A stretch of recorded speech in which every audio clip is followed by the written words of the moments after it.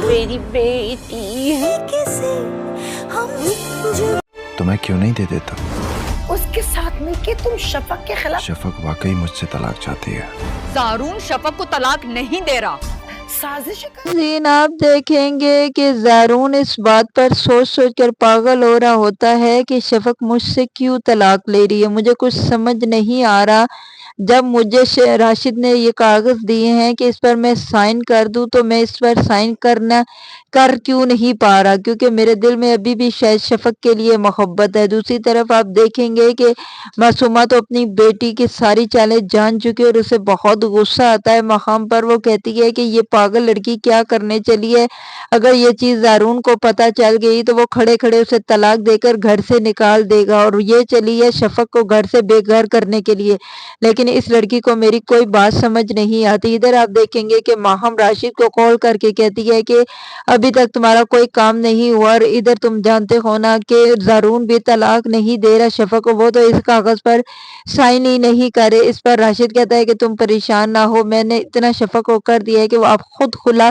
لے گی اور خود وہ کہے گی زارون کو کہ تم اس پر سائن کر کے مجھے بھیجو۔ وہ کہتی ہے کہ بس تمہاری باتیں ہی ہیں، اتنے دنوں سے تو تم نے کچھ نہیں کیا، میں تمہیں یہی کہہ رہی تھی کہ یہ کھیل اب یہیں پر ہی ختم کرو، کچھ ایسا دھماکہ کرو کہ زارون کو غصہ آئے اور وہ شفق کو طلاق دے دے۔ اس پر وہ کہتا ہے کہ بس کرو، آہستہ چلو، تم تو بہت جلدی چل رہی ہو، پتہ ہے نا جلدی کرنے سے سب کام خراب ہو جاتا ہے، اسی لیے میں کہہ رہا ہوں کہ آہستہ چلو، سب ٹھیک ہو جائے گا۔ ادھر آپ دیکھیں گے کہ ماہم بھی اب بہت غصے میں، وہ کہتی ہے کہ یہ راشد کا بچہ تو کچھ بھی نہیں کرتا، بس باتوں میں ہی لگایا ہوا، اسے اور کوئی کام ہے نہیں، بس اسے غرض ہے تو صرف شفق کے ساتھ، تو میری سر سے یہ شفق کی بلاد اتار ڈالے، اگر یہ جب شفق سے شادی کر لے گا تو میں شفق کا بیٹا بھی اسے دے دوں گی کہ بے شک سنبھالے، مجھے کسی بچے کی ضرورت نہیں ہے۔ ادھر آپ دیکھیں گے کہ زارون سوچ کر پاگل ہو رہا ہے، اور وہ کہتا ہے کہ ایسا کیسے ہو سکتا ہے کہ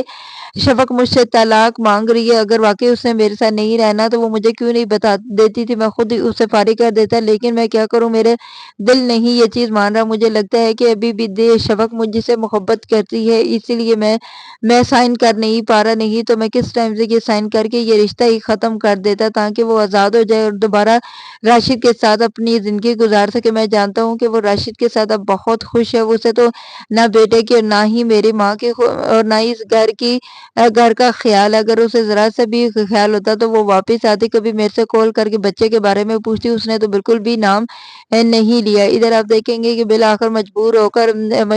عذرا کال کر دیتی ہے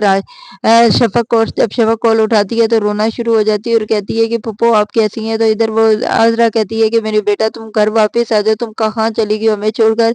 مجھے تمہارے بغیر دل نہیں لگتا، بس تم جلدی سے گھر واپس آ جاؤ۔ اس پر وہ کہتی ہے کہ بس ہاں پھپھو، میرا بس کچھ تھوڑا سا کام رہ گیا ہے، جب وہ ختم ہو جائے گا تو میں آ جاؤں گی، آپ پریشان نہ ہو، بس اپنی صحت کا خیال رکھیں، آپ ٹھیک ہو جائیں۔ تو وہ کہتی ہے کہ میں بالکل ٹھیک ہوں میری بیٹا، بس تم جلدی سے میرے پاس آ جاؤ گی تو میں بالکل ٹھیک ہو جاؤں گی، میں تمہاری وجہ سے ہی تو پریشان ہوں۔ تو وہ کہتی ہے کہ پھپھو میری وجہ سے آپ پریشان مت ہو،